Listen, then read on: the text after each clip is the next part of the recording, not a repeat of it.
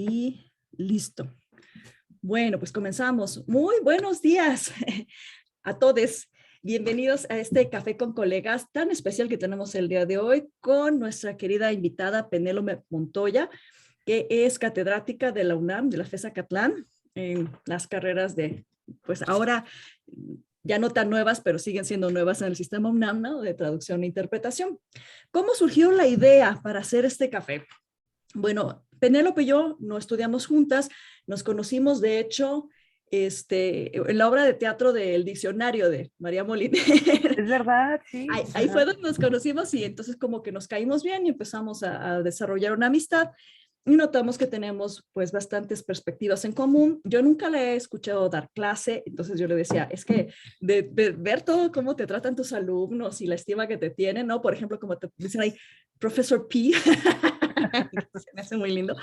Dije, ¿por qué no hacemos un café y compártenos algo que sea como de interés, ¿no? Y entonces ya estábamos en el péndulo echándonos un cafecito y entonces empezamos a hablar de ¿y qué sería bueno hablar? Porque sobre todo ahora que hay tanta oferta de gente que hace talleres, ponencias, pláticas, congresos, bla, bla, bla, es como no queremos regresar al lugar común de repetir una y otra vez lo mismo, lo mismo, lo mismo, reciclar las viejas ideas, porque hay como esta noción, no sé si ustedes compartan la idea o no, pero de que intérpretes y traductores somos como unas profesiones que queremos mucho la obediencia en el sentido de vamos a obedecer al texto, vamos a obedecer al ponente, pues porque son los expertos y yo solo soy aquí un canal neutro para transmitir las ideas. Ya hemos explorado en otros cafés que la neutralidad no existe, para empezar, pero más allá, digamos, de la materia de trabajo, de tu texto, de tu ponencia que te toque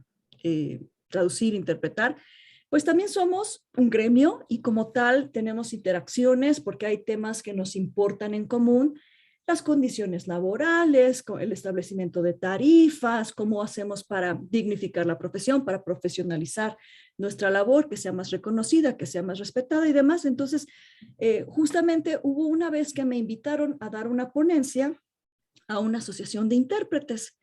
Iba yo a enseñar los principios de las neurociencias para la meditación, para el mindfulness y cómo aplicarlos a la interpretación. Y la persona que me invitó, checa, ¿no? Me dice, bueno, y fuera de ti, ¿por qué deberíamos creerte lo que dices, no? Tú no eres una institución, ¿no? Y yo así de, bueno, primero tú me invitas, pero contéstate tú, porque habría que escucharme. Pero más allá de eso, ¿por qué dejarle todo el peso a las instituciones de las cosas que uno debería creer o no acerca de todo lo que tiene que ver con traducción e interpretación? Más bien las instituciones necesitan que nosotros contribuyamos, ¿no? De una forma activa, en un trabajo voluntario, dando ideas, dando recomendaciones, no nada más estar esperando a que la autoridad venga a decirme qué es lo que tengo que hacer. Es una actitud un poco paternalista que pues viene de nuestra cultura y que necesita cambiar por varias razones, ¿no?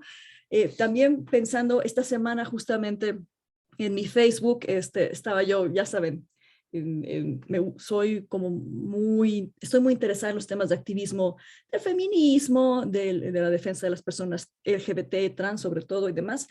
Entonces, hice una publicación, realmente solo copié un tweet de alguien más que tenía un error ortográfico. Y todo el mundo hablando del tema central, ¿no? Y no faltaron los traductores que llegaron a decir, ¡ay, está mal escrito! ¿No? Y tú así de, a ver, espérate, es muy secundario a esta discusión si está bien escrito o no.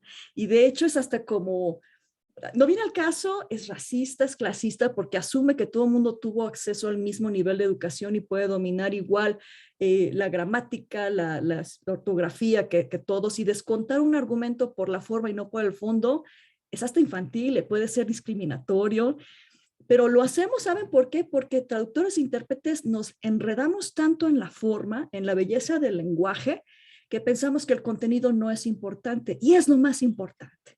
Eso es lo más importante, el mensaje, no lo bonito que se diga. Entonces, por eso es que es importante que platiquemos de lo que va a traer hoy a nuestra atención Penélope, de cómo desarrollamos el pensamiento crítico, porque además, un traductor que se digne de ser un intérprete que lo haga bien, entiende de qué está hablando, entiende las motivaciones atrás de lo que el autor quiere decir, hacia dónde va, qué quiere lograr. Puede que esté de acuerdo, no, eso no es importante, pero lo que sí es importante es que lo entienda, porque no somos pericos, que nada más estamos ahí para repetir lo que dicen los demás, y tú vas a hacer una mejor labor si también puedes por lo menos entender la motivación atrás. Esa es como la introducción de por qué está Penélope hoy con nosotros, que le agradecemos muchísimo. Tenemos también la fortuna de que esta ponencia la van a interpretar dos alumnas de ella.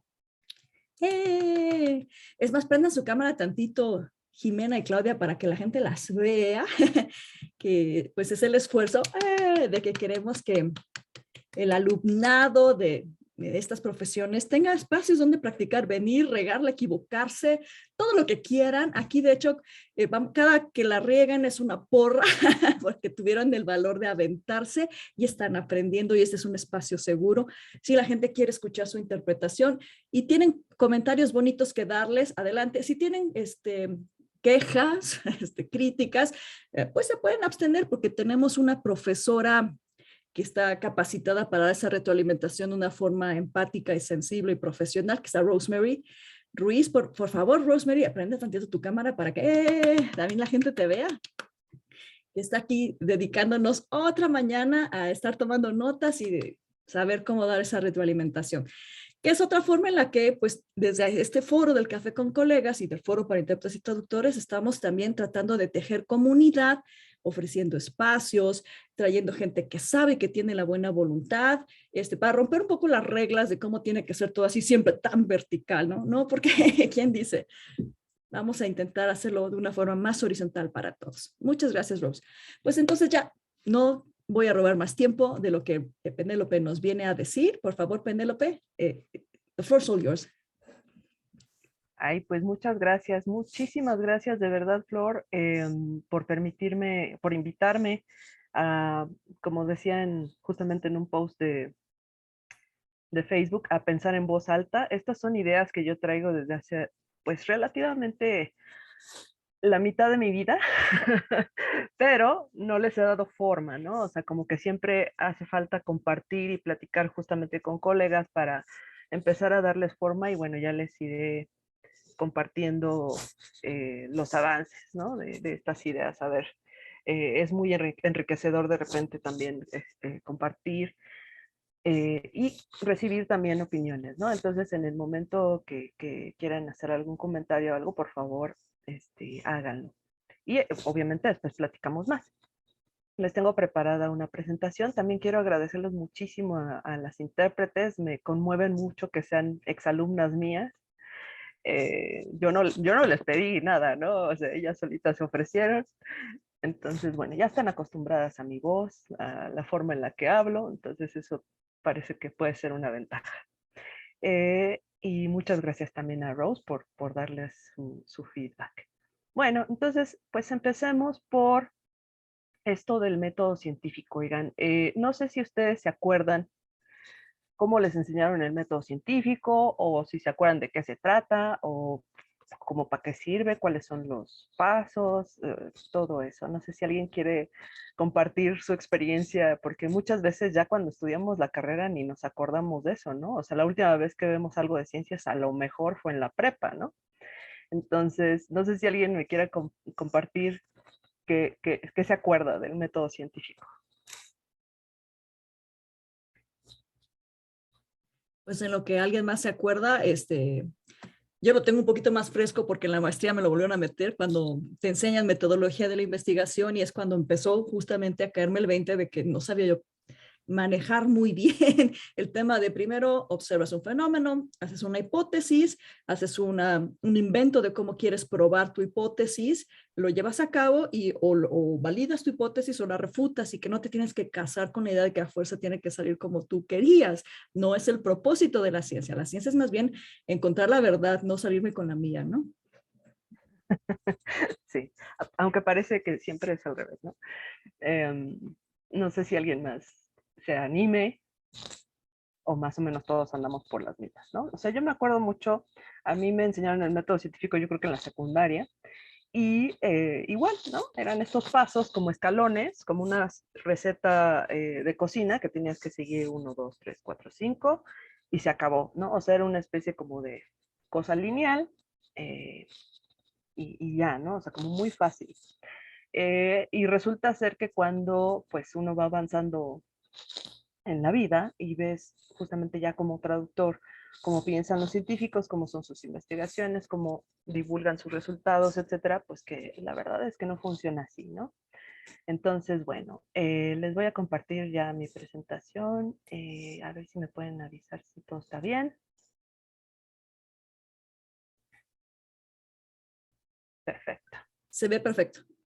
Ok, bueno, pues entonces esta plática se llama el método científico para lingüistas, aunque vamos a abarcar diferentes cosas, y me gustaría justamente con la introducción que nos dio Flor, hasta parece que coordinamos, pero la verdad es que no lo platicamos tanto, pero sí me gustaría que cayeran en mis provocaciones, ¿no? O sea, esta es una plática para que caigan en provocaciones, para que se unan a la resistencia, ¿no? Y proponer distintas formas de rebeldía, ¿no?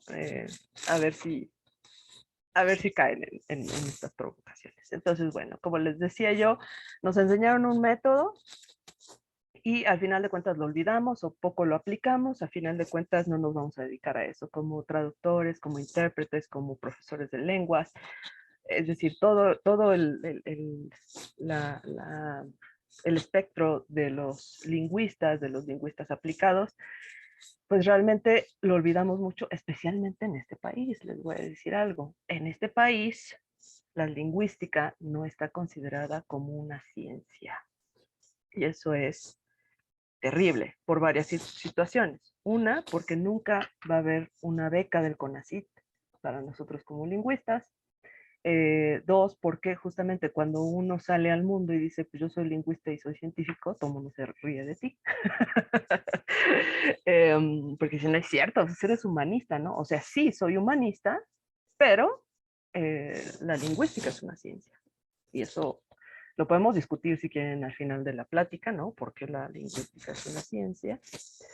Pero ahorita les voy a presentar algunas razones por las cuales sí es.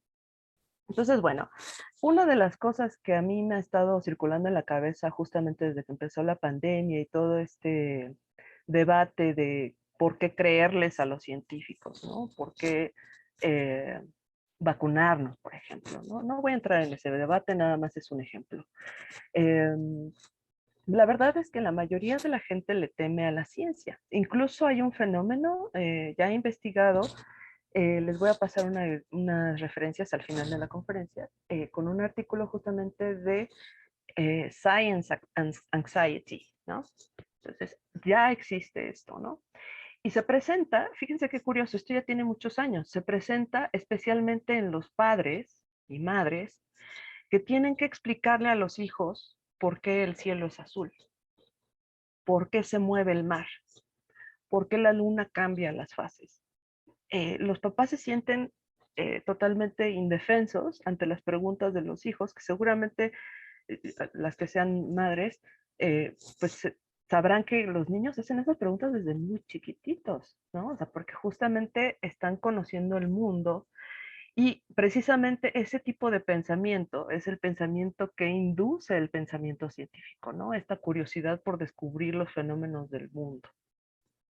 Y los papás se aterrorizan y les contestan lo que pueden o les inventan algo o los mandan a otro lado, ¿no? Como muchas veces pasa, por ejemplo, con las preguntas de sexualidad, que nos mandan a la enciclopedia mejor, ¿no? O con los maestros de ciencias de la salud. Entonces, eh, es un fenómeno que ya tiene muchos años.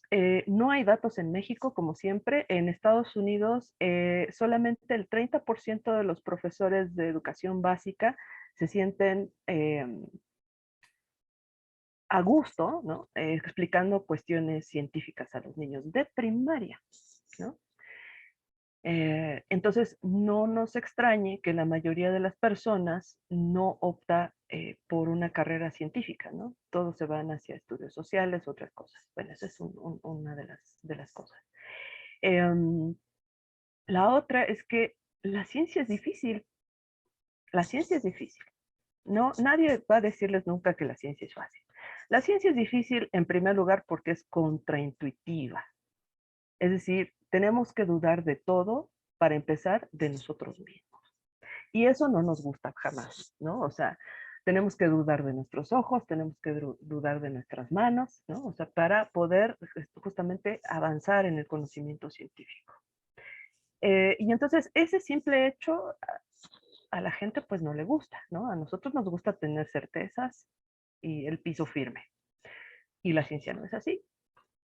Entonces por eso les puse esta frasecita en latín, per astra ad astra, que quiere decir por el camino difícil a las estrellas. Y es uno de los lemas justamente que se usan en distintas instituciones de divulgación del conocimiento científico y así, y está tomado de Horacio, ¿no? De una de las cartas de Horacio, el escritor romano. Entonces a mí me encanta este lema precisamente porque yo siempre les digo a mis alumnos, ¿no? O sea, la vida es difícil, la ciencia es difícil, pero la traducción y la interpretación también son muy difíciles. Entonces, ya tenemos la mitad del camino, ¿no? Ya estamos acostumbrados a lo arduo del camino, ¿no? Quien haya traducido cualquier texto se ha de haber topado con todas estas dificultades que son propias de nuestra especialidad. Los científicos lo mismo, ¿no? Entonces, bueno, esa es una de las reflexiones. Ahora, me puse a investigar justamente por qué la gente cree que la ciencia es confusa, difícil y todo esto, ¿no? Entonces me encontré con este post en Quora, que saben que pues, es uno de chismes, ¿no? En realidad no es un sitio especializado ni nada por el estilo, pero me encontré una respuesta súper bonita que nos puede parecer bastante sustanciosa a nosotros. Y justamente este hombre, Jerome Soller, presenta esta respuesta que tiene que ver con una metáfora que hace con los idiomas, ¿no? Entonces dice, bueno, pues es que es como si quisiéramos hablar otro idioma, ¿no?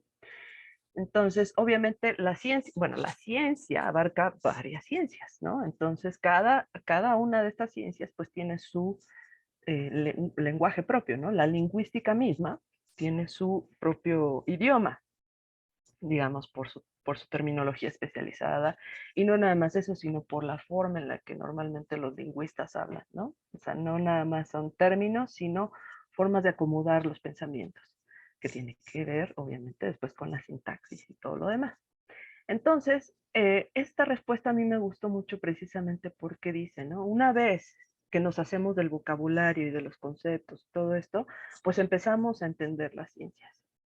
Entonces, me gustó mucho precisamente porque es una metáfora que nos ajusta muy bien a nosotros. Entonces, bueno, vamos a empezar a discutir un poco cuáles son las cosas que tenemos en común los lingüistas y los científicos, si insistimos en que hay esa división, pues, ¿no? Queremos más o menos las mismas cosas. Detrás de esas motivaciones, obviamente, hay razones individuales, pero los lingüistas y los científicos queremos más o menos las mismas cosas. Para empezar, queremos entender algo. No sé ustedes, pero yo desde chiquita quería entender las cosas, ¿no? Entonces dije, pues tengo de dos moles, ¿no? O me dedico justamente a la física o a la química, o a la filosofía y a las lenguas, ¿no? Entonces, pues opté por las dos, porque ¿por qué no? Y entonces, bueno, esa es una de las cosas, ¿no? Otra, obviamente, es dar a entender algo, porque los científicos tienen que comunicar sus resultados, sus investigaciones, sí o sí, porque ya no existe el científico solo en su patio o en su cocina haciendo experimentos, ¿no? Eso ya quedó muy en el pasado. Todos los científicos trabajan en equipos, igual que los traductores y los intérpretes, aunque todo el mundo crea que son profesiones muy solitarias.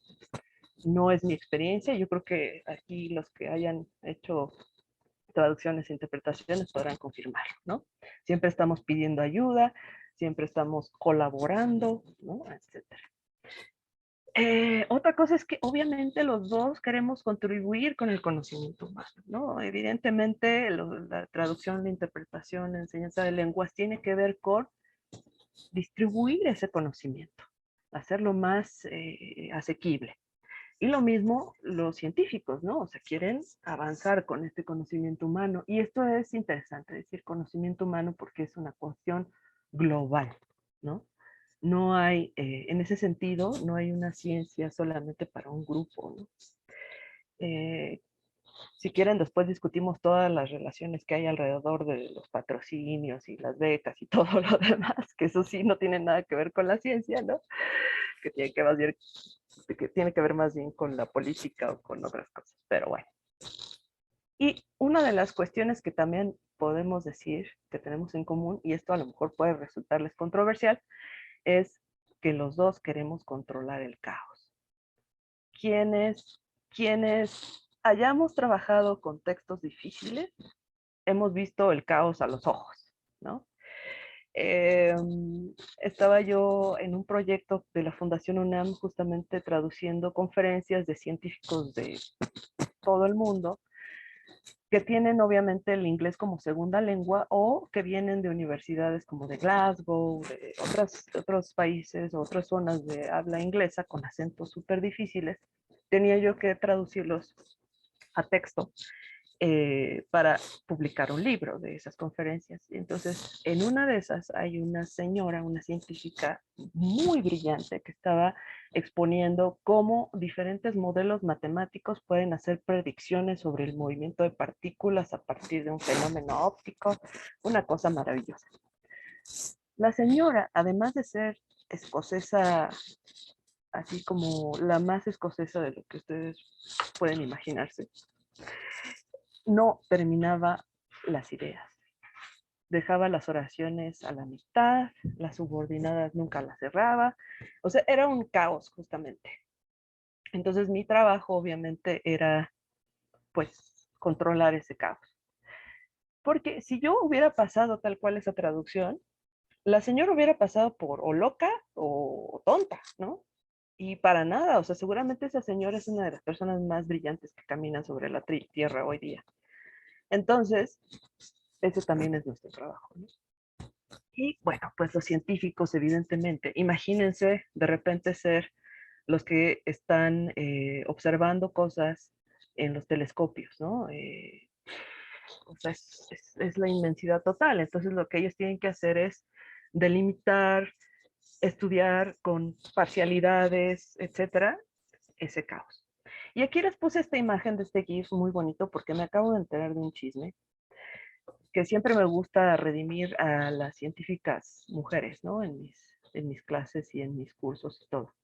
Fíjense que seguramente ustedes han escuchado hablar de la teoría del caos. A lo mejor no la entienden así como con pelos y señas, pero todo el mundo, creo, hemos escuchado esto del efecto mariposa, ¿no? Que si un aleteo de una mariposa mueve el aire, se puede producir un huracán en Japón, ¿no?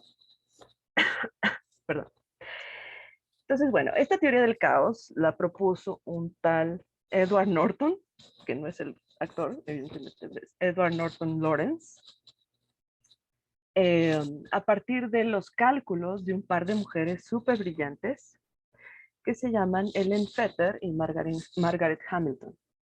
Estas dos mujeres lo que hicieron fue proponer diferentes programas para las computadoras de hace millones de años, de esas que usaban plantillas con agujeritos, para precisamente llegar a las ecuaciones y empezar a observar cómo se comportaba ese caos, que ya sabemos que ni es tan caos, ¿no? Y entonces estas dos mujeres no quedaron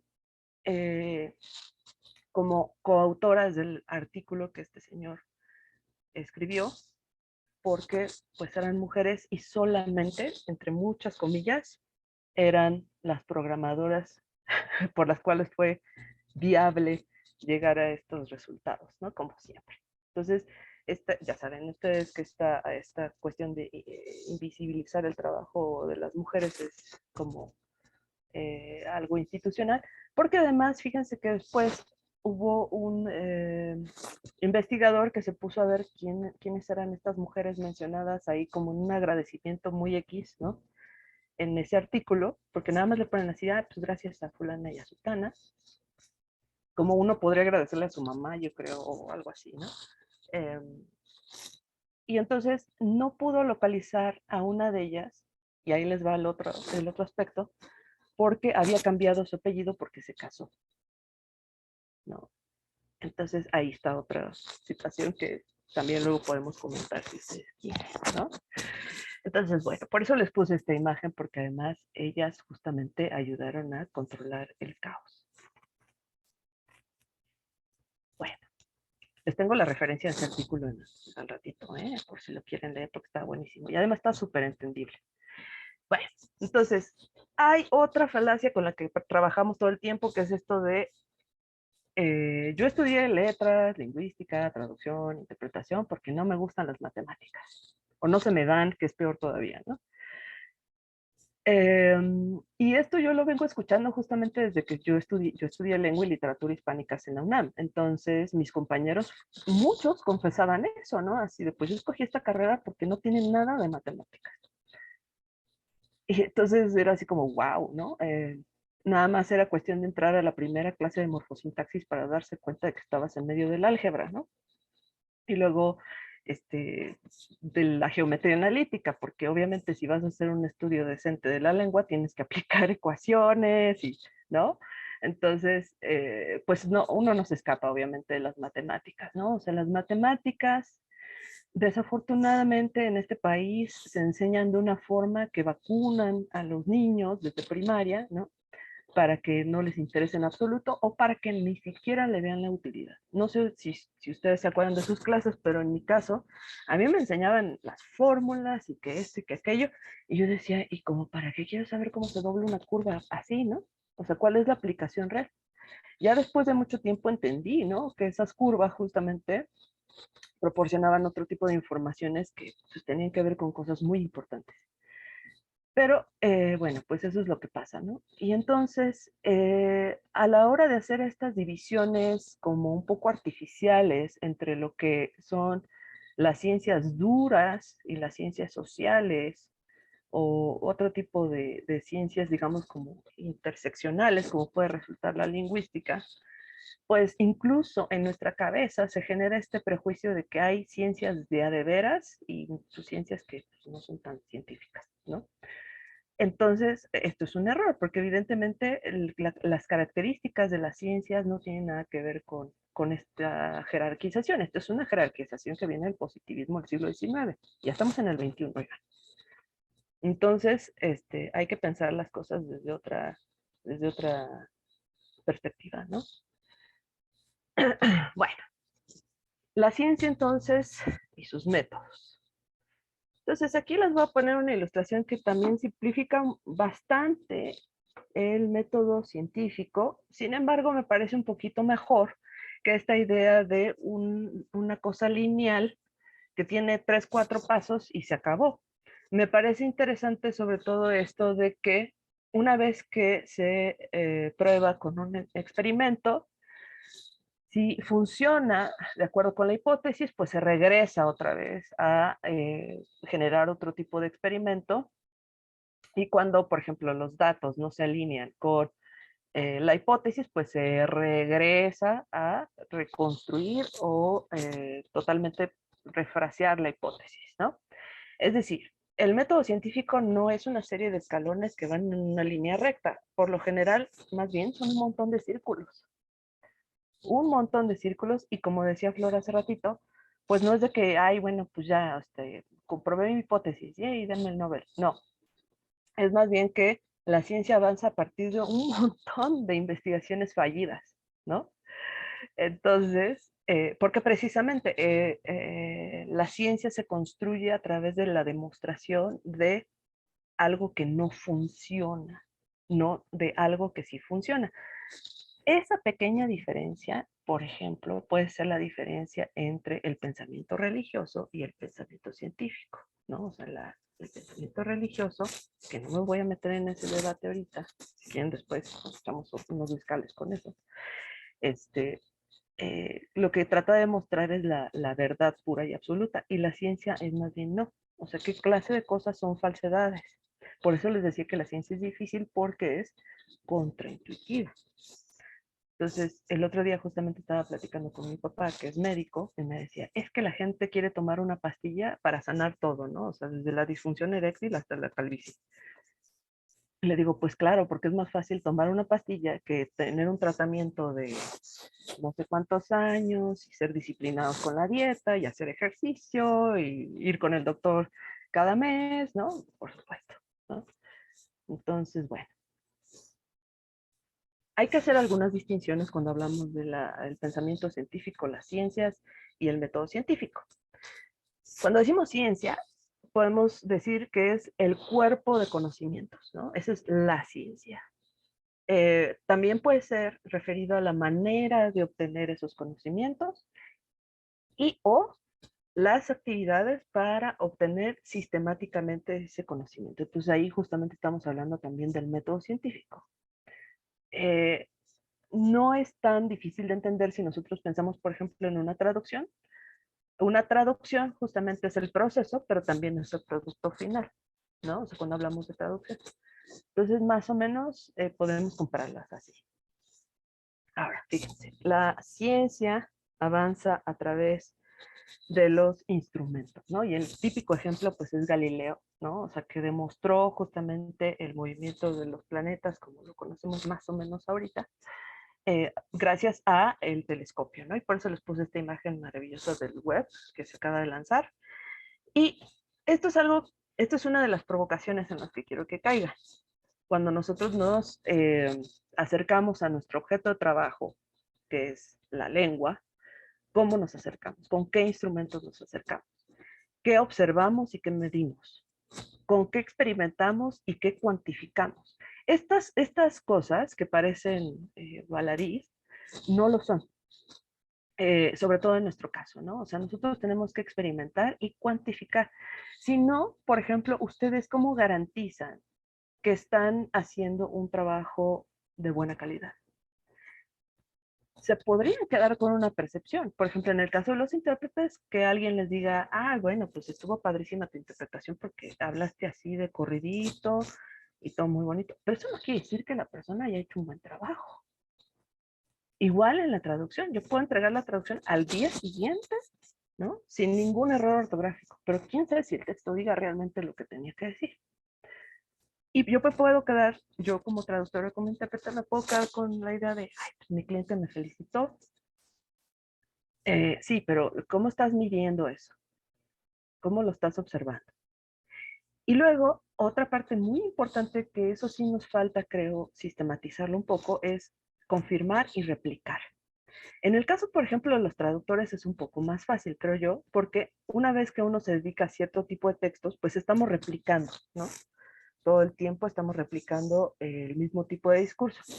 Pero en el caso de los intérpretes, pues sí es un poquito más difícil. Entonces ahí ustedes tendrían que ver de qué manera o qué instrumentos usan para precisamente poder tener la certeza cuantificable, y aquí es donde le tienen que perder el miedo a las matemáticas, eh, para generar este conocimiento objetivo, ¿no? De nuestro desempeño, no una percepción ahí muy bonita, ¿no?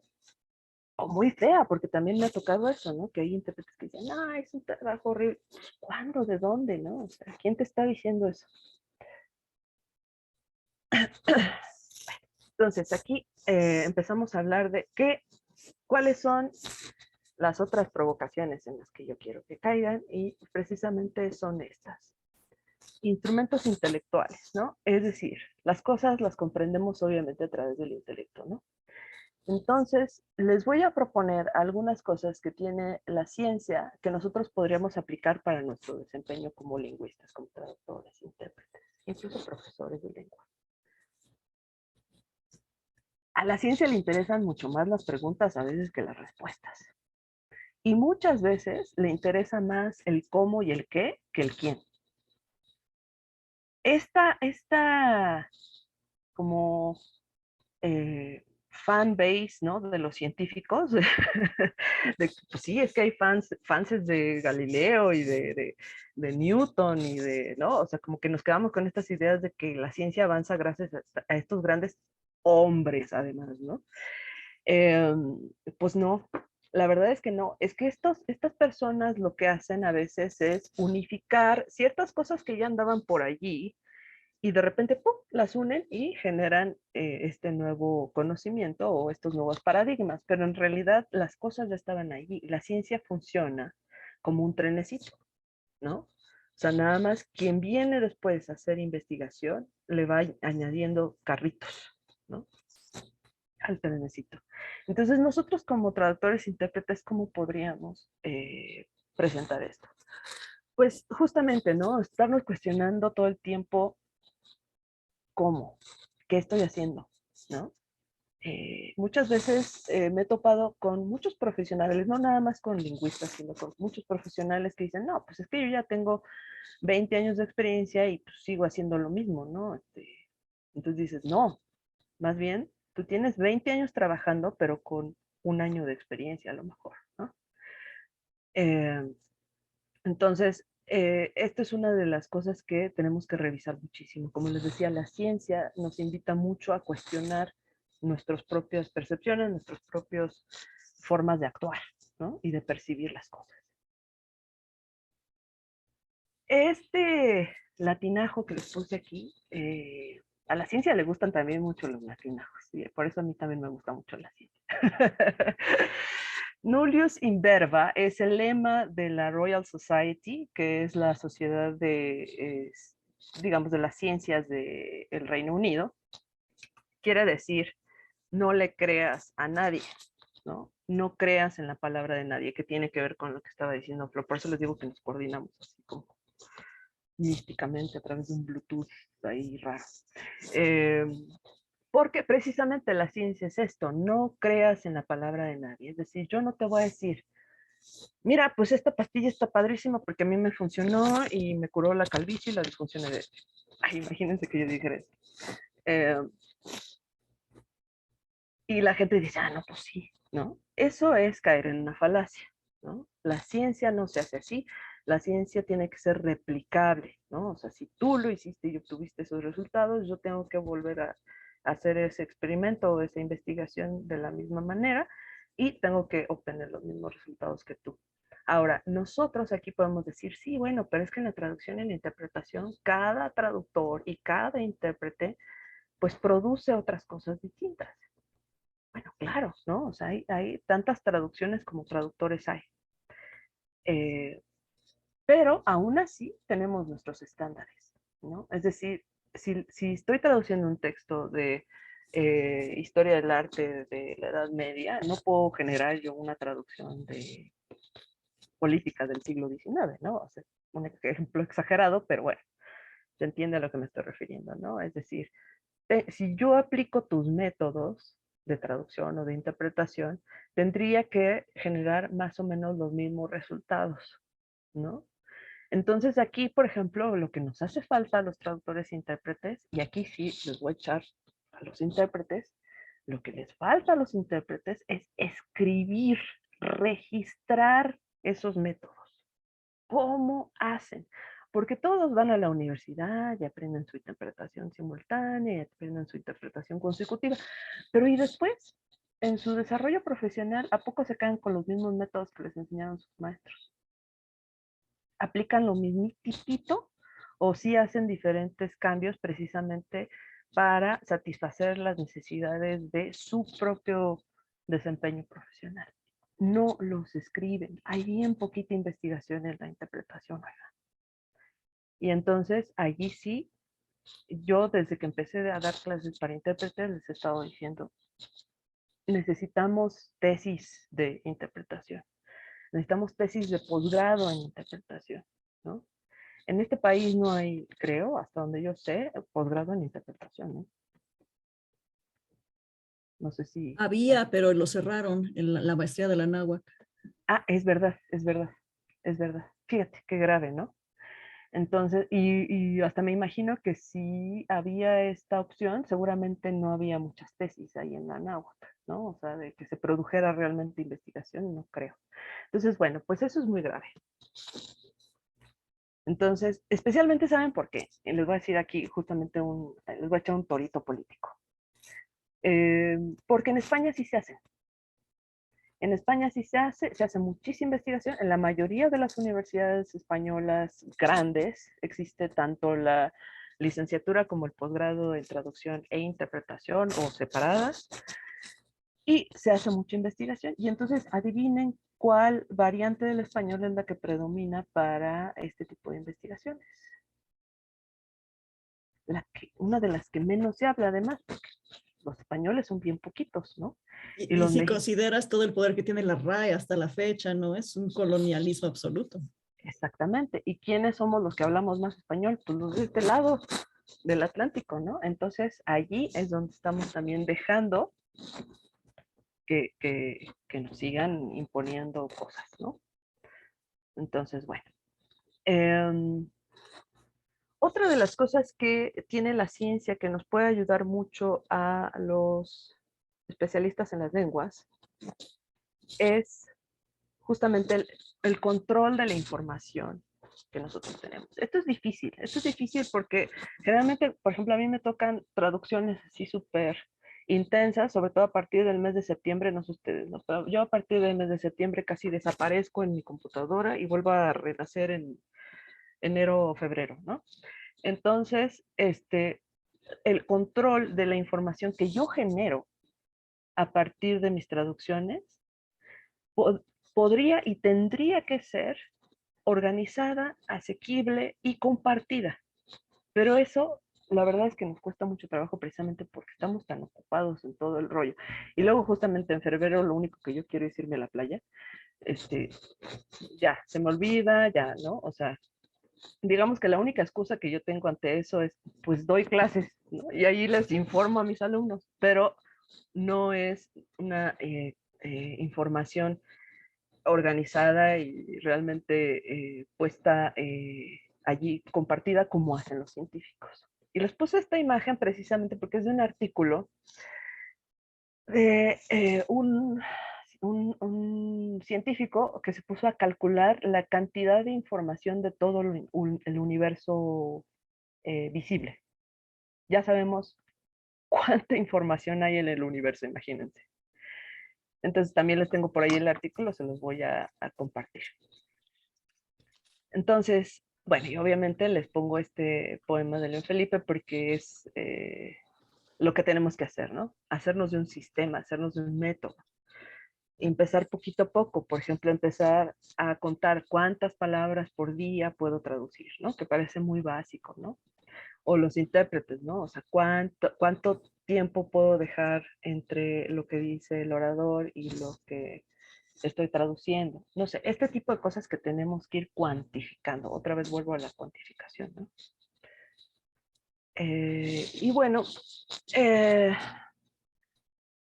por último, esta es una de mis partes favoritas, que es cuestionar los paradigmas, ¿no? Las ciencias justamente funcionan a partir de paradigmas, pero en ciertos momentos hay que destruirlos, cambiarlos, transformarlos o reciclarlos y cambiarles un poquito, etcétera, ¿no? Eso es lo que pasa cada cierto tiempo en las ciencias. Entonces, nosotros como profesionales de las lenguas también tendríamos que acercarnos a nuestros objetos de trabajo así, con esa perspectiva. Y les voy a poner dos ejemplos. Hace un tiempo estaba yo coordinando un centro de idiomas donde había un profesor de alemán que me decía que el alemán se enseñaba como se enseña el latín. Es decir, que la gramática del alemán se dividía en esto de los casos. No sé si se acuerdan que eran los casos, ¿no? Los casos gramaticales, en donde pues, hay un nominativo, un genitivo, un ablativo, etcétera, ¿no? Y decía, eso en alemán no funciona, pero para nada. Y me decían, no puedo explicar cómo, pero enseñar así alemán es súper difícil, ¿no? Entonces yo me quedé mucho con esa idea, ¿no? Así de, ojalá yo supiera alemán, ¿no? Como para poder entender de lo que me está hablando, ¿no? Pero me quedo con la misma duda precisamente cuando escucho a los profesores de lenguas indígenas que enseñan las lenguas indígenas justo a partir del modelo de la gramática latina. O sea, ¿dónde vamos a avanzar justamente si hacemos este tipo de adaptaciones donde sabemos que ni siquiera el alfabeto da para expresar los sonidos de las lenguas indígenas, ¿no? O de las lenguas nativas americanas, pues. Eh, es decir, todas estas cosas tenemos que cuestionarlas y empezar a presentar preguntas, empezar a presentar hipótesis, ¿no? Justamente, ¿no? Estudiar este tipo de cosas siguiendo el método científico. Otro ejemplo que les voy a dar es esta idea que nos enseñan, creo que desde la secundaria, de que, no sé si se acuerdan de este ejemplo, de este esquemita de el circuito de la comunicación, ¿no? Donde está el emisor y es un monito así de perfil, ¿no? El mensaje y el receptor, y están como al mismo nivel, y es el mismo monito, nada más que como en el espejo, ¿no? Eso es un problemón, porque el emisor nunca es simétrico al receptor. Y los traductores y los intérpretes somos el ejemplo viviente de eso. Nuestro emisor, que es el autor o el orador, tiene ciertos conocimientos sobre la materia del que está hablando que nosotros no, pero nosotros tenemos otro tipo de habilidades y conocimientos que ese emisor no. Y al mismo tiempo, tampoco que el receptor final. Entonces, ese tipo de cositas tan chiquititas, todavía hace falta mucha investigación en ese sentido, ¿no? ¿Cómo funciona realmente la codificación, decodificación y vuelta a codificar de ese tipo de cosas, ¿no? O sea, ¿por qué es posible la comunicación? ¿Es posible la comunicación? ¿No? Y todas estas cosas. Entonces, esos son dos ejemplos que les quería poner, que son como cosas muy básicas que estamos acostumbrados a usar en nuestro quehacer como lingüistas y que ni siquiera nos cuestionamos, ¿no? Pero qué tal que si justamente desde esa primera lección sobre la comunicación ya estamos mal, ¿no? O no es lo más correcto o lo más adecuado para estudiar justamente los procesos de la comunicación, especialmente desde un punto de vista de un traductor o de un intérprete. Entonces, bueno, pues esas son las provocaciones que les vengo yo a ofrecer. Y estas son las referencias que usé un poco. Obviamente hay muchísimas más, ¿no? O sea, textos de Descartes, bueno, ¿no? Ya saben. Pero estos son, por ejemplo, el primer artículo que dice, que explica muy bien cómo es que las sociedades han temido o han generado este temor por la ciencia desde una perspectiva histórica. Y aquí tiene que ver mucho la literatura y el cine, ¿eh? O sea, ahí hasta un género de terror, ¿no? O sea, que es el científico loco, ¿no? Este libro que todavía no termino, pero ya se los puse aquí, que se llama The Island of Knowledge, la isla del conocimiento, no, desconozco si está traducido ya, pero es un libro que justamente explica cuáles son también los límites de la ciencia, ¿no? Hasta qué punto la ciencia deja de conocer, ¿no? Que también es muy, muy válido para los científicos. Este que es súper importante, que es la estructura de las revoluciones científicas de Thomas Kuhn, y les voy a decir por qué. Porque precisamente Kuhn lo que hace es explicar que hay dos tipos de conocimiento científico. Uno que es, digamos, constante y así que va como avanzando, y el otro que es el que rompe paradigmas, ¿no? Entonces, si tienen la oportunidad de leerlo, es bastante asequible, está en el Fondo de Cultura Económica, o sea que es barato además, y se puede entender mucho de cómo es el pensamiento científico. Les puse este sitio de la Linguistic Society of America precisamente para que vean que la lingüística es una ciencia y que así está considerada en el resto del mundo menos en este país. Bueno, no sé si en otros países, pero en este país no. Les puse aquí yo de payasa, ¿no? Una lista una playlist de videos de YouTube que ahorita les comparto el link en el chat de Zoom, donde pueden encontrar algunos videos que explican cómo funciona el método científico, el pensamiento científico, y al final hay una conferencia maravillosa que si no la han visto, por favor, véanla, con Concepción Company, que explica justamente cómo ha funcionado el cambio de paradigmas en el estudio de las lenguas, siguiendo a Thomas Kuhn precisamente, ¿no? Entonces hace una comparación entre lo que dice Thomas Kuhn y cómo se ha cambiado el estudio de las lenguas. Entonces esa, por favor, véanla, es una chulada de conferencia. Y finalmente, el artículo que les decía yo de las mujeres estas que ayudaron a descubrir el caos, ¿no? Descubrir cómo funcionaba el caos, ¿no? Entonces, si quieren, ahorita les paso los enlaces y pues eso es todo. Muchísimas gracias. A ver si tienen alguna pregunta o comentario o un chisme, pues adelante. Buenísimo, Penélope. Muchísimas gracias porque te dedicaste mucho tiempo a la reflexión y a cómo presentarlo de una forma así didáctica, bonita, entretenida, pues padrísimo. Me uno a la afán de querer provocar al escucharte, ¿no? Acerca de cómo si hace falta más entender la comunicación. Se me viene a la mente la investigación, ya ni siquiera es reciente. Paul Balzac, que es del que te gusta, de los 70, que tiene 4 o 5 principios acerca de la comunicación. El que más me recordó tu plática fue ese que dice que todo mensaje siempre tiene como 2 elementos, ¿no? Por un lado está el contenido, lo que quieres decir, pero por otro lado se está negociando la relación entre los hablantes. Es decir, hay una simetría o son paralelos. Si que existe el propósito de la comunicación, ¿no? Si yo te quiero convencer, te quiero someter, te quiero seducir, te quiero bla, bla, bla, bla. Entonces, eso es muy importante que traductores e intérpretes siempre lo tengamos en mente porque creo que nos quedamos casados con la idea que nada más estamos reproduciendo contenido cuando no. Al ser instrumentos también estamos ayudando con esa parte inconsciente, tal vez oculta, de qué es lo que se está negociando atrás realmente en la comunicación humana. Y hablando de provocaciones, justamente, y bueno, sé que en el gremio el tema del lenguaje incluyente sigue siendo un dolor de cabeza, pero ¿qué creen? Hay ciencia atrás del lenguaje incluyente. Me he cansado yo de compartir la liga de la American Psychological Association de un estudio que hizo de 45 idiomas que demuestra que el lenguaje con marca de género genera discriminación en los hablantes. Entonces, este rechazo que tenemos todavía hacia el uso del lenguaje incluyente nos pone al mismo nivel que los antivacunas, al mismo nivel que los terraplanenses. Entonces, ¿qué pasa como lingüistas? ¿Por qué es que creemos que podemos tener una superioridad de elegir qué conocimiento científico seguimos y cuál rechazamos, ¿no? Exactamente.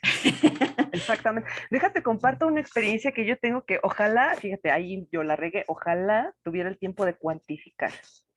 Porque les pongo un texto a mis alumnos sobre un artículo, una investigación. Y entonces los investigadores están nombrados, pero resulta que los nombres no hay forma de saber si son hombres o mujeres, porque son nombres raros, o sea, raros, digamos, desde el punto de vista del hablante tanto de inglés como de español, ¿no? Entonces, los alumnos, en 9 de cada 10 casos, lo estoy diciendo en una cifra así muy, ¿no? Pero en 9 de cada 10 casos traducen todos como masculinos, ¿no? Entonces ponen el físico químico fulanito y el fundador del y así, y les digo, oigan, ¿qué creen? Que son mujeres, ¿no?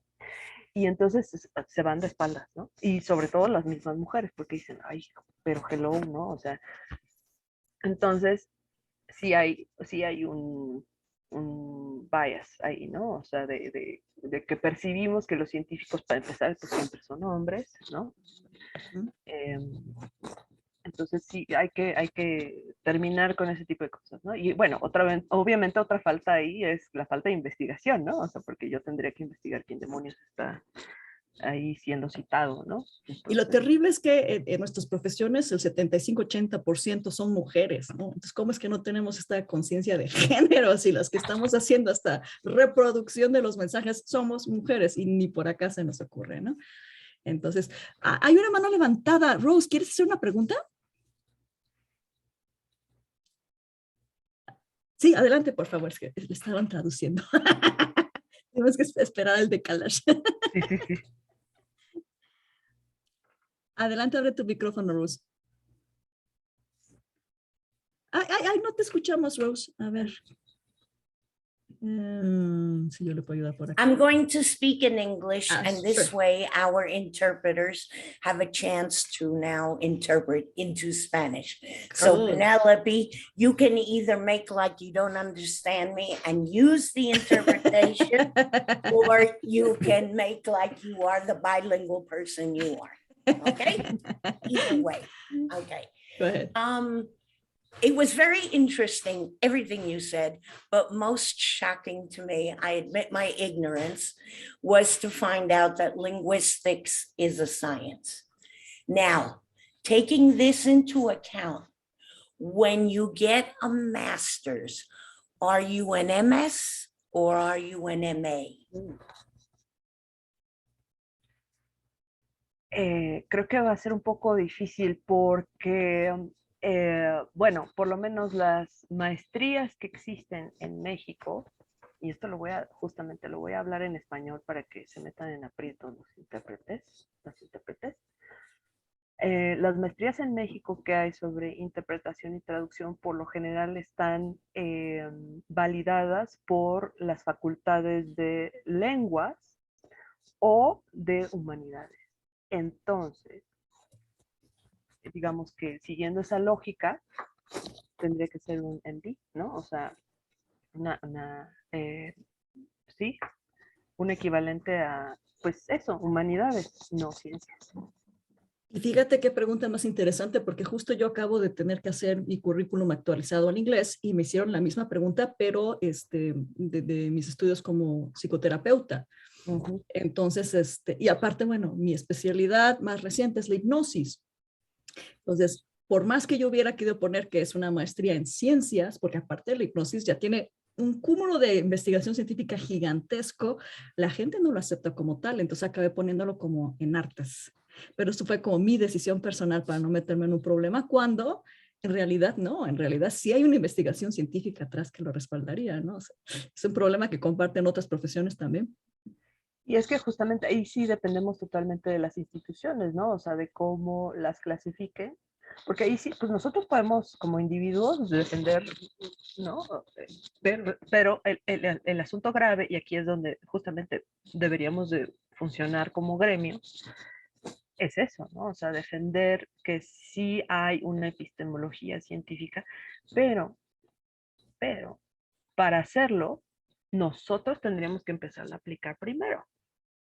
Porque si no, pues, o sea, cualquiera que les pregunte ahorita, a ver, ¿por qué tu disciplina es una ciencia? A ver, díganme, ¿cuáles son las razones? ¿No? Entonces, como Rose, ¿no? Así, ni idea, ¿no? Pues buenísimo. Sí, la mayoría de las personas están así. Mis alumnos de interpretación y traducción, ni idea que se estaban metiendo en ese rollo, ¿no? Entonces, pues desde ahí tendríamos que empezar nosotros mismos, ¿no? Así, Claro.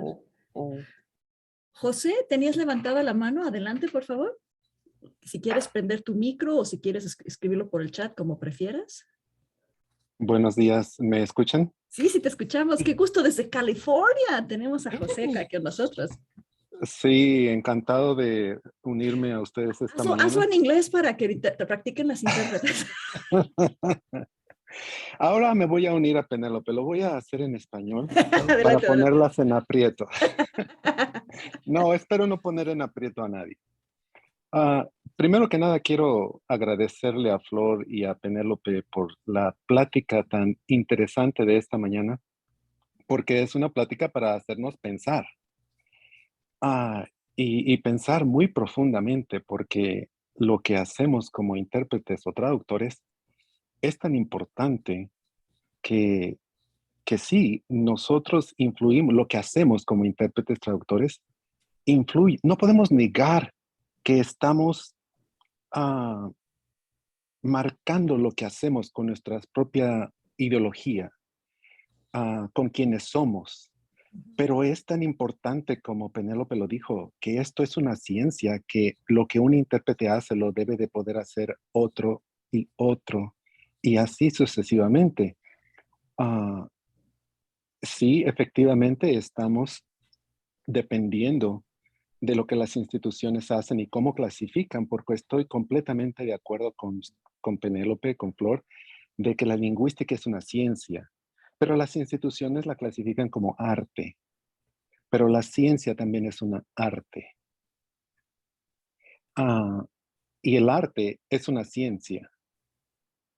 Así es de que sí, debe de haber investigación, pero también debe de haber esos programas de posgrado, de maestría en las instituciones para que se pueda compartir este conocimiento con generaciones futuras. Así es de que es gracias, muchísimas gracias, Flor, por recordarme, por el mensaje, recordarme que estábamos esta mañana en el calendario para el café con colegas, porque el escuchar a Penélope me hace pensar profundamente en lo que hacemos. Y en algo me viene a la mente decirlo de esta forma. Cuando yo estudié en la universidad, ah, en la ceremonia de graduación nos dicen, no le agreguen una E a su título. Ya sean doctores, licenciados, arquitectos, psicólogos, no le agreguen una E al final de su título. Y la E es por egoísmo. Porque lo que aprendemos, decimos, a mí me costó trabajo aprenderlo. Si tú quieres aprenderlo, búscalo. O paga, o ve a la escuela. Pero no, es nuestro deber y responsabilidad compartir lo que sabemos, enseñárselo a los demás. ¿Para qué? Para que nuestra profesión crezca, para que seamos verdaderamente humanitarios. Así es de que hay que compartir, hay que enseñar y nuevamente, muchísimas gracias, Penélope, muchísimas gracias, Flor. Encantado de estar con ustedes. Ay, José, qué lindo. Muchas gracias, muchas gracias. Qué buen Ya cayó comentario. uno en la provocación. Ahí vamos. Oye, fíjate que hay algo muy Hay interesante en lo otra que dijo. pregunta, si quieres, contéstale primero, nada más para avisarte que tenemos otra en el tintero. Sí, súper rapidísimo, de lo que dijo José ahorita. Hay una expresión de la individualidad en las ciencias también. O sea, el hecho de que estemos usando el método científico y que queramos hacer el conocimiento como un poco universal, no quiere decir que no se pueda expresar la individualidad. Hay dos formas. Una, hace un tiempo, y esta experiencia se la cuento también siempre a mis alumnos. Hace un tiempo hubo un congreso de traducción en la UNAM en el que habló la que en aquel entonces era la directora de la Facultad de Ciencias, y ella decía que a ella le gustaba leer a Einstein en su idioma original, o sea, en alemán, porque había una cierta poética en sus textos, ¿no? O sea, la forma en la que Einstein pensaba las cosas científicas se expresaba obviamente en las palabras y en la forma en la que él escribía sus textos originales. Y luego ella misma decía que a ella le gustaba pensar la ciencia en español, porque es su lengua materna, pero que llegaba a un tope, y aquí es otra provocación también, ¿no? Llegaba a un tope porque no se produce investigación en español la suficiente como para contar con los elementos lingüísticos para expresarla toda en español. Y aquí les voy a contar también mi experiencia personal como traductora.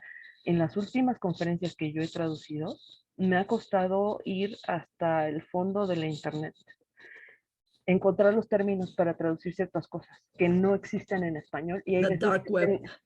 sí, casi me meto ahí, ¿no? Con mi traje de riesgo biológico. Pero sí, de verdad, hay veces que he tenido que venir yo con el término, ¿no? O sea, gracias a mis clases de etimologías, gracias a mis clases de no sé qué, vengo yo con el término. Entonces, pues esa es otra de las cosas que tenemos que pensar. Y el otro ejemplo es súper maravilloso. Los científicos cuya religión o su contexto social, etcétera, les da para tener un pensamiento de, digamos, cuyo fondo es la reencarnación, no se dedican al estudio del origen de las cosas. porque no les interesa. Estudian otras cosas, aunque sean científicos y aunque sean ateos, pero como su background cultural es de que pues, las cosas regresan permanentemente, no hacen investigación sobre el origen de las cosas. Entonces ahí hay otra expresión de la identidad, de la individualidad, que es ineludible también en la ciencia. Qué buena onda, claro, porque ciencia no significa que nos vamos a estandarizar, sino simplemente que estamos produciendo lo más cercano que se pueda a la verdad, sabiendo que nunca le vamos a pegar, nadie va a tener la verdad absoluta. El profesor le vi, qué bueno que regresó porque se le había ido al internet o algo, y yo dije, no, nos quedamos sin la pregunta. Adelante, por favor, profesor, profesora, no sé quién está. Sí, muy buenas tardes. ¿Cómo Hola, ¿qué están? tal? ¿Me escuchan? ¿Sí se me Adelante, por escucha? favor. Sí, sí se Sí, escucha. muchas gracias. Sí, lo que pasa es que me tuve que cambiar de red porque pues estaba aquí en un cafecito y como que empezó a fallar y dije, no, ya no voy a preguntar. Pero muchas gracias por la invitación. Antes que nada, Penélope, que me hizo el favor de invitarme. Y un gusto conocerlos, ¿no? En estas charlas, en estas pláticas muy interesantes. Como siempre, Penélope también las hace muy atractivas. Y bueno, creo que sí hay muchas cosas que comentar, ¿no? Referente a, pues a la lingüística, ¿no? Como una ciencia, ¿no? Yo soy egresado de la licenciatura en ciencia de inglés. Creo que aunque tenía varias materias de lingüística, pues nunca nos explicaron eso en realidad, ¿no? Era así como que, o no sé si los profesores lo daban por sentado, o no sé si nunca lo llegaron a visualizar, ¿no? A entender a cabalidad. Cuando estudié la maestría, justamente la lingüística aplicada, el primer día de la primera materia, fue una asignación que nos dejaron de leer de un texto de Luis Fernando Lara, en donde hace una comparación entre lingüística teórica y lingüística aplicada. Y el texto es un texto muy padre, es un texto muy bonito porque Luis Fernando Lara empieza diciendo, bueno, pues todos sabemos que la lingüística es una ciencia, ¿no? Pero pues me voy a tomar unas páginas para explicar por qué de todas maneras, ¿no? Y bueno, también contestando un poco a lo que preguntaba Rose, ¿no? Si salimos como MA, ¿no? Como MS, ¿no? Dado que sí es una ciencia, pues muchas veces depende de la currícula, ¿no? Del currículo de la universidad, ¿no? Entonces, como decía, y esto también me alinea con el texto de Luis Fernando Lara, porque él decía, bueno, pues que sí somos una ciencia o estamos ante una ciencia, pero lo padre, ¿no? O al menos esa es mi interpretación del artículo, ¿no? Es lo padre de la lingüística es que el objeto de estudio es el sujeto de estudio, ¿no? O sea, nosotros somos a la vez el objeto y el examinador, ¿no? Es algo que no pasa en la física, ¿no? O sea, cuando uno estudia cuerpos celestes, cuando uno estudia ondas gravitacionales, teoría de cuerdas, ¿no? Son fenómenos que a final de cuentas son ajenos a uno mismo, ¿no? Pero cuando uno estudia la lengua, pues está estudiándose de cierta manera, ¿no? Un área, ¿no? Del conocimiento que es humano, ¿no? Algo que es tan humano como la lengua, ¿no? Entonces, somos objetos y sujetos, ¿no? A la vez. Y eso es lo padre de la lingüística, decía Luis Fernando Lara, y comentaba, ¿no? Que eh, justamente esto es lo que hace, ¿no? Que no estemos en las ciencias naturales, ¿no? Que es lo que luego, ¿no? Engloban en los MS, ¿no? Entonces, por eso nosotros nos ponen del lado de los MA, ¿no? Porque estamos con las ciencias sociales, ¿no? En las humanidades, ¿no? Pero sí, a mis alumnos, tengo unos alumnos de algunas materias de morfología y de fonética, pues lo primero que yo les digo es, oh, chicos, pues recuerden que vamos a estudiar ciencia, ¿no? O sea, la fonética, la fonología es parte de una ciencia, son disciplinas, ¿no? Pues vamos a estudiar por qué, porque no pueden salir, o sea, no pueden, pues ustedes, futuras generaciones, ¿no? Irse por la vida sin saber que ustedes, o sea, valorar también el conocimiento, ¿no? Porque, como decía Penélope, o sea, si seguimos un método, si es una ciencia, si tiene un rigor, ¿no? Un rigor científico, un rigor académico, pues sí, hay que empezar también a nuestros alumnos a concientizar, ¿no? En eso que es algo que pues a mí me hubiera gustado que me hubieran hecho, ¿no? Y no que me hubieran aventado el ruedo ya después y ya descubre uno, ¿no? Muchas cosas, ¿no? Pero bueno, fue muy interesante la charla y creo que de aquí pues uno se pudiera seguir, ¿no? Y son estas discusiones bonitas porque pues obviamente nos gusta, porque hay mucho de dónde agarrar, ¿no? Pero pues muchas gracias nuevamente por la ponencia, por la invitación. Y pues estamos aquí, ¿no? Para cualquier cosa. Ahí luego, a ver si, bueno, yo creo que sí, Penélope ha de conocer el texto del que menciono, si no se los paso por aquí por el chat, ahí para que lo chequen, porque creo que sí lo tengo aquí en el celular. Pero si no, ya se los paso a través de Penélope. Sí, por favor, si nos lo pasas para que también las referencias que dio Penélope las pongamos en el YouTube, porque la gente se une poco a las llamadas aquí, pero luego la ven mucho en YouTube, entonces que la gente que la vea después tenga acceso a eso.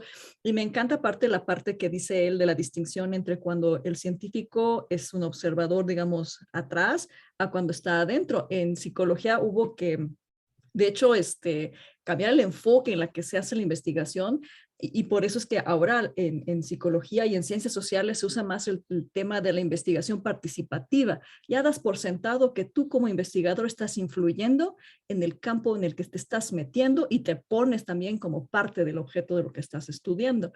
Entonces, pues no está de más que también tomemos en consideración esa perspectiva.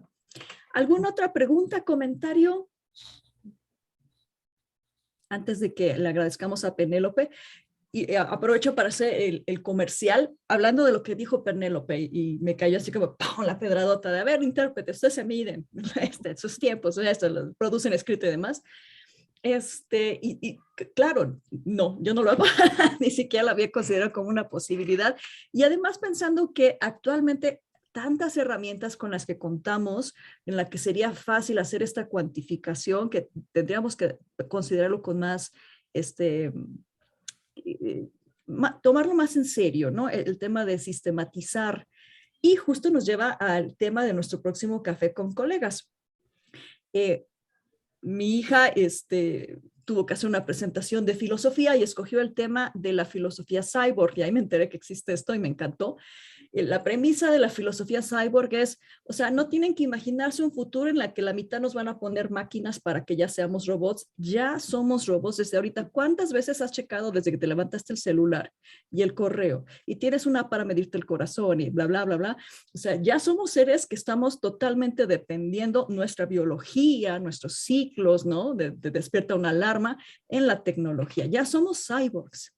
Entonces, desde esa perspectiva, que ya somos cyborgs, ¿qué pasa con nuestro lado humano? Ese es el tema, así se va a llamar la conferencia, los cyborg traductores, y nuestra invitada va a ser Nora Díaz. Nora Díaz, que aparte, bueno, pues ustedes la conocen, es muy conocida en el gremio porque todos los programas, paquetes que se pueden usar, ella sabe hacerlos, los enseña a todos, pero no ha perdido como ese gramo de humanidad. Entonces es lo que vamos a meternos a su cerebro para ver qué hace Nora para no perderse en este mundo tecnológico, para no distanciarse, no cerrar el corazón ante pues, todo lo que está pasando. Entonces, ¿algún otro comentario por ahí que tengan, por favor, para que vayamos cerrando? ¿Preguntas, comentarios? Pues nada más, bueno, ya les puse ahí en el chat del Zoom la playlist con los videitos por si quieren entrarle. Obviamente cada video, por ejemplo, hay uno que es un crash course, ¿no? Es un video que habla sobre los métodos científicos, cómo lo desarrollaron Francis Bacon, Galileo y... se me olvidó el otro nombre. Bueno, pero obviamente es un crash course sobre la historia de las ciencias, que además es súper cotorro, rápido de entender, fácil, ¿no? Entonces, si se quieren adentrar un poco en eso, pues denle. Y allí también está la conferencia que les decía yo de Concepción Company. Y hay otros 2 videos de unas clases, bueno, una es una clase de Feynman, y otro es una como entrevista documental que hacen con Feynman. Feynman es uno de los físicos más importantes. Yo creo que el más importante, aunque esto es una opinión muy impopular porque todo el mundo cree que es Einstein, pero yo creo que es Feynman. Y este señor está explicándole a los alumnos cómo es que funcionan las ciencias, ¿no? Entonces, está asequible, ¿no? Es inglés americano, no tiene mayor complicación y... si quieren entrarle a ver cómo piensan los científicos, ¿no? Realmente sobre sus objetos. Que es un poco lo que deberíamos hacer. Pero pues ahí está la playlist y les paso entonces las referencias ahí, Flor, para que las pongas en el video después. Así le hacemos. Muchísimas gracias, Penélope, por todo el tiempo que dedicaste a pensarlo, a organizarlo, a presentarlo y con razón te quieren tanto tus alumnos. Eres un placer escucharte, se va el tiempo volando, es súper deleitable. También te comento como profesora, ¿verdad? Que Rose me mandó por ahí un recadito, oye, qué bien lo hace esta chica, entonces para que veas que tus alumnas se lucieron, puedes estarte orgullosa de eso.